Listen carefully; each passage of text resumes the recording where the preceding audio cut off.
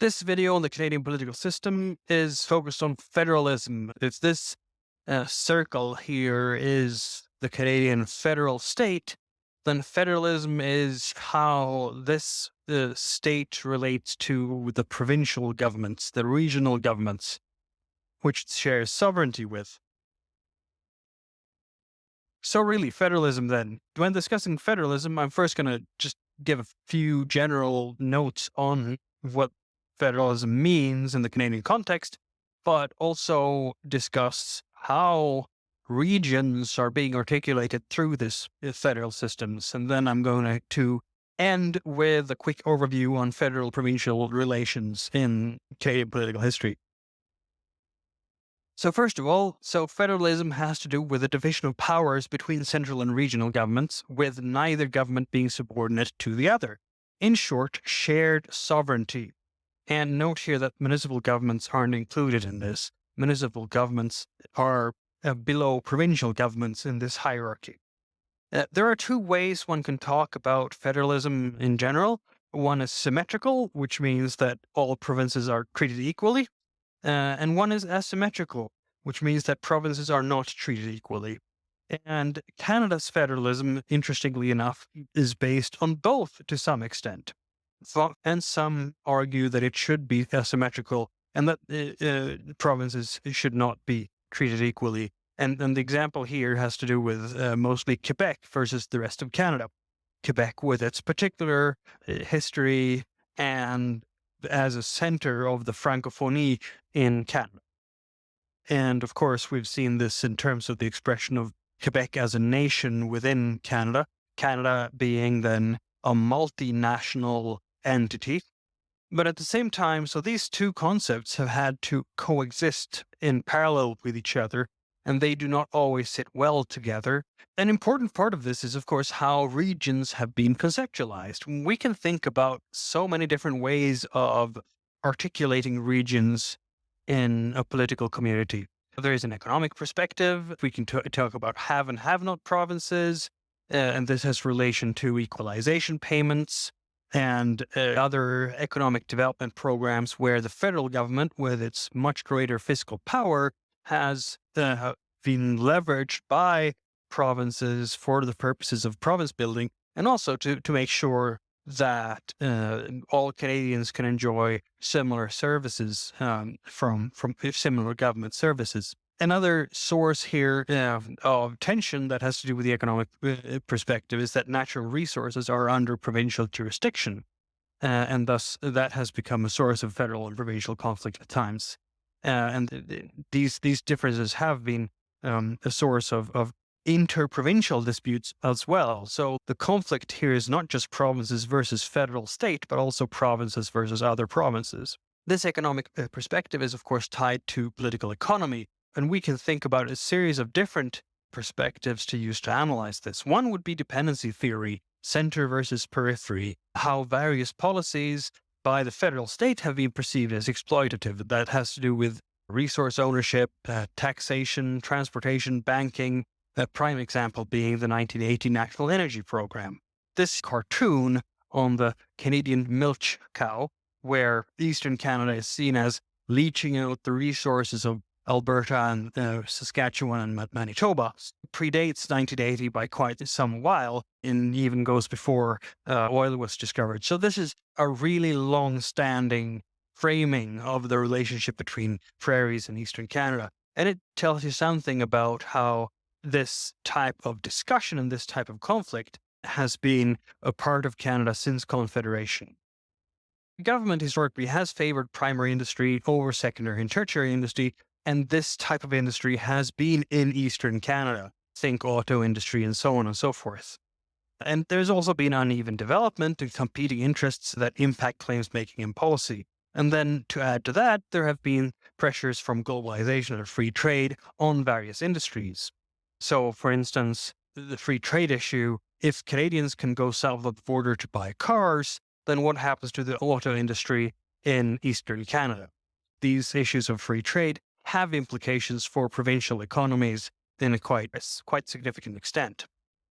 Also, in later years, we're talking about climate change and so on, environmental goals, of course, disproportionately affect certain provincial economies. So Alberta, with its fossil fuel-based economy, would be significantly affected if the federal government was to institute a carbon tax, which the Liberal Party under Dion's leadership was even proposing during one electoral campaign. There is also other matters to discuss. The provinces is not the only way to identify the diverse interests in Canada. There's also geography. We have the tundra, the Canadian Shield, and so on. And just this task of creating an infrastructure across these really vast distances. Who should do it? Should it be the provinces? Should it be the Crown? Should it be private companies? And so on. And to that, we can add across provinces how Canadians live, with the absolute majority living in the southern parts of the country close to the border, and the northern parts of the country, particularly the territories, being very sparsely populated. This impacts political representation. The majority of Canadians live in Canada and Quebec. Very few Canadians live in the three territories. At the same time, the demographics are not stable.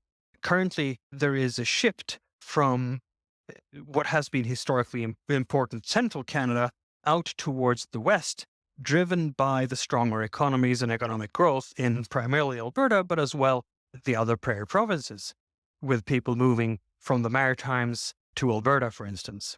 And this also reflects back in representation in the federal government, where political parties experience varying levels of regional support, with Alberta in increasing significance in terms of economic growth and more people moving to Alberta to benefit from the jobs market there. How does that affect the electoral fortunes of the Conservatives, the Liberals, and the NDP? When those work migrants move to Alberta, where do they settle? Do they settle in the rural areas? Do they settle in the cities? Or do they go to the industries in the north? So these dynamics really play out on several different levels. Finally, a note here: regional alienation. This concept tries to capture the detachment or disconnect from the rest of the country. This rising from the politicization, so from politicians pointing out perceived economic exploitation and political underrepresentation. This may or may not be substantive, but this here cartoon that I showed previously is really an example of how regional alienation is fueled. And the most famous example is indeed Western alienation, which has been the cause of political mobilization more than once in Canadian history. So to what extent then do Canadians actually identify more closely with their province or their region rather than the whole of Canada? And that's a question and that question of identity has been part of Canadian politics for as long as Confederation. So moving on to more concretely federal-provincial relations, this axis is really important because, of course, provinces are the primary political platform for regional interest. That's where the institution is. That's where the body of governance exists, where someone can voice concerns over regional matters. There is no way to get representation for the Canadian Shield, but there is a way to get representation for Ontario. The Confederation settlement then with British North America Act, the 1867 B&A, had 5 principal components. Dividing the powers between governments, with Canadian Federation started more as a more centralized construct than the US Federation, with provinces subordinate to the federal government, and guarantees of representation in the Senate as compensation. At the same time, the federal government had a series of controls on the provinces: reservation, disallowance, declaratory power, which is no longer used because of how constitutional conventions have changed. And then there were the language and cultural guarantees for French Canadians. Now, the issues that have fueled the tensions between the federal government and the provinces have had to do, as I mentioned before, taxation, for instance, which has been increasingly compartmentalized, health transfer payments, despite movement to private healthcare in some places, the shared cost programs, the equalization payments, where the federal government tries to give provinces unconditional grants to ensure an equal standard of service across the country. environment, Aboriginal issues and land claims, the rise of cities, some provinces that desire involvement in foreign policy, the criminal law, which is a federal jurisdiction but implemented by provinces, and that Quebec has been recognized as a nation within Canada, but otherwise largely ignored, and particularly in constitutional matters. So these relationships then have not been without conflict, and certainly not without consequences for Canadian politics.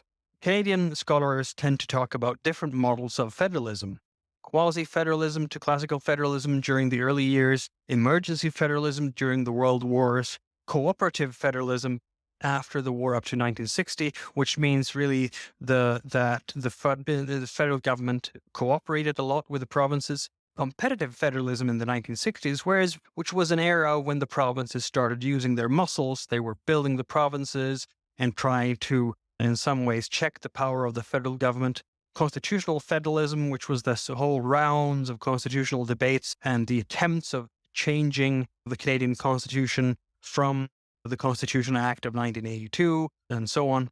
And then collaborative federalism, which is more of a feds treating the provinces as equals and so on. And the theme across all of these years has been increased decentralization, with constitutional amendments and judicial decisions actually empowering provinces more and more, to the point where we have gone from a situation where the Canadian Federation started as more centralized than the US until now, when the Canadian Federation is one of the most decentralized federations in the world. This is a way then for Canadian scholars to classify the different types of relations between feds and provinces over the years, and thus trace the effects of the political dynamics in Canadian politics. So that was an overview of federalism in the Canadian political system, and I hope you found it useful.